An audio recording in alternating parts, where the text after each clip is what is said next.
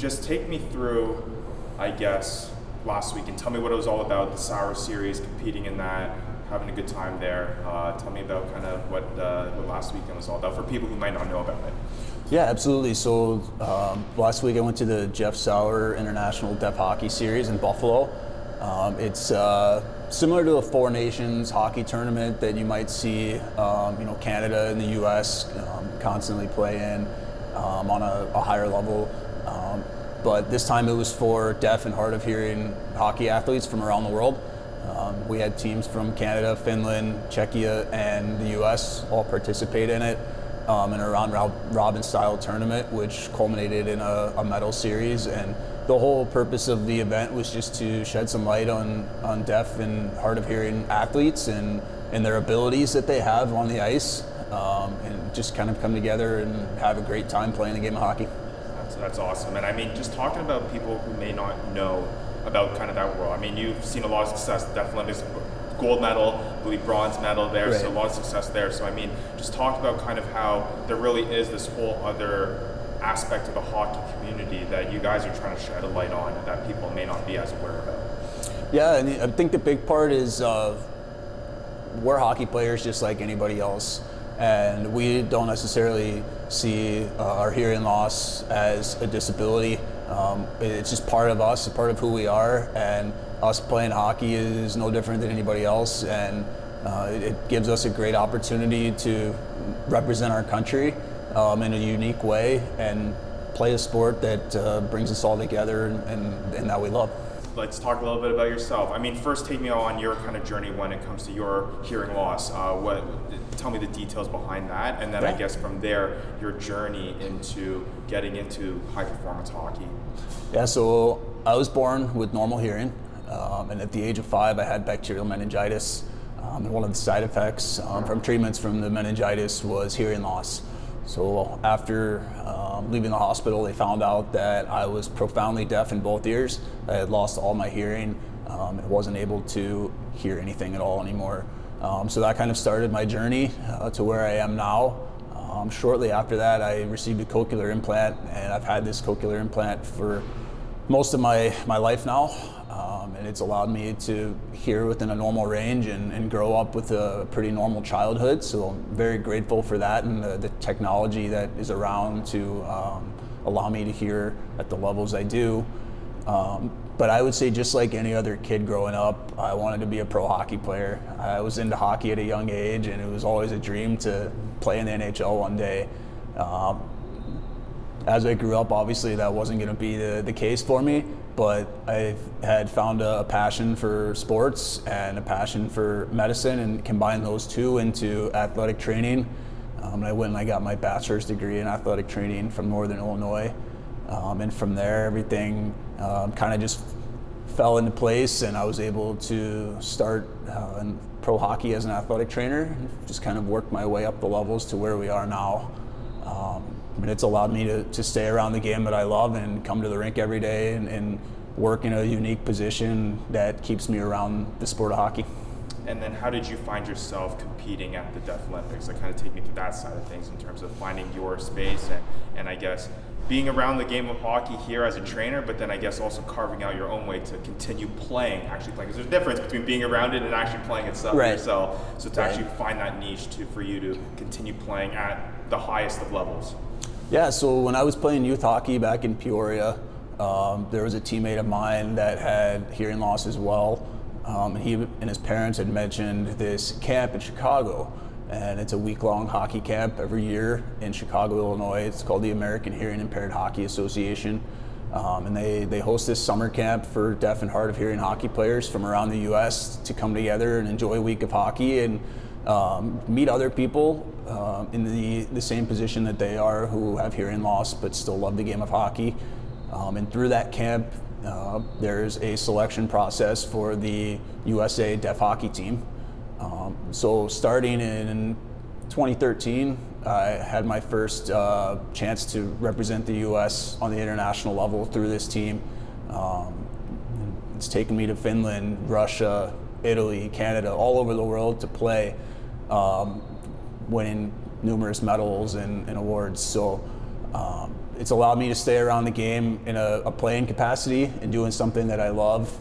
It's a little bit different, both working hockey and playing hockey. You have to try to find some balance there, both working your day job and then trying to find time to still stay in shape, work out, be on the ice to prepare for the international tournament too. So I wouldn't change anything about it. I love it, and it's been a great experience. Well, you must love it quite a bit if it's literally your day job by day and then going out at night and playing that. So I mean, you wouldn't trade in, like you said, I guess, for the world there. Yeah. But I guess talking about the opportunity and how special that experience has been for you to represent Team USA and to go out and again find a community out there that you can play the sport that you love while competing at the highest level for it. I mean, what has that experience been like? You talk about taking to you around the world. I'm sure this is not something that you necessarily envisioned, growing up, but I mean, for you to finally get that experience and for you to compete at the highest level, what has that been like, and how special is that for you? Yeah, I mean, the hockey community's always been a close community, and the same holds true for the American Hearing Impaired Hockey Association and the deaf hockey team. Lots of great people within that organization, people that I've come to know really well over the last 10, 12 years. I consider them family. Got to know a lot of new people and make great friends through that organization and through those opportunities. And like I mentioned earlier, just having the experiences to travel the world and go to these different countries and represent the United States and play hockey has been unbelievable. And things that these opportunities may not have come around if not for my circumstances. So like I said earlier, I wouldn't change anything, and I'm just super grateful for the organization and what they've been able to do for me. How cool was it for you to put on that Team USA hockey jersey? I know it's a special moment that a lot of kids dream about, but for you to actually do that, I mean, to put on the red, blue, and white, what was that like for you? There's no words for it. I mean, it's special every time you get the opportunity to do it, from the first time to the last time. Like you said, it's not something that everybody gets to do, but we watch these athletes in the Olympics and the World Championships all the time, wearing their country's colors, and you hear about how much it means to them, and I don't think you really truly understand what that feeling's like until you have the opportunity to put that jersey on and hear the national anthem of your country played when you're overseas in another country or even here at home. So it's an unbelievable feeling and something I'll always hold with me and never forget. And I guess the cherry on top, winning a gold medal at some point, that was special too, to celebrate that? Yeah, absolutely. Something, like I said, I'll never forget. It's right up there with some of my best hockey memories I've ever had, if not the best. So I still remember the day that we won and how it all went down, and those memories will always stick with me. Super special. And you talk about hockey community. I mean, when we talk about the Hershey Bears community in particular, I mean, I was talking with Nasser, I was talking with Shep, who you've had kind of a similar path journey, at least when it comes to the pro hockey standpoint of things, and even talking with Coach Nally just about kind of your impact here as part of the Hershey Bears. But I can tell in the excitement when they speak with me about to see you find success, outside the Hershey Bears, and how cool it is for them to see you representing Team USA and playing at the highest level. I mean, what has the support been like from the guys that you are helping every single day here achieve their goals and winning a championship, and you're a part of that, but for them to be just as proud and excited for you to see you competing on your own ventures here as well? Yeah, it's awesome to see the support from the guys in the locker room, the staff, the hockey ops staff, the front office staff, just the organization as a whole. The Washington Capitals, they've been great. They allowed me to take that week off there to go and play in this tournament, which is something that I'm really grateful for, and appreciate the support that has been put behind me in order to do that. So both the Washington Capitals and the Hershey Bears have been really good with it. The guys in the locker room, though, super supportive. They know how much we support them on a day-to-day basis as they try to win the Calder Cup. And it's the same way when I went to this tournament. You still felt the support from the players. They were super excited, really interested in how the tournament was going and how the tournament went. So I was really excited to come back and see those guys afterwards and just kind of share that experience with them. And then last question for me, a message that you have for other kids out there that have that same dream as you of playing in the NHL one day, or playing at the top level when it comes to hockey, who may be experiencing loss of hearing and are maybe a little bit, their confidence level is maybe a little bit struck by that, or even anyone else that is dealing with some sort of disability or disadvantage that they still want to achieve their dream, and you've done just that. What's the message you have for them? Someone who's kind of walked those steps that you would kind of tell either your younger self or someone else trying to follow a similar journey?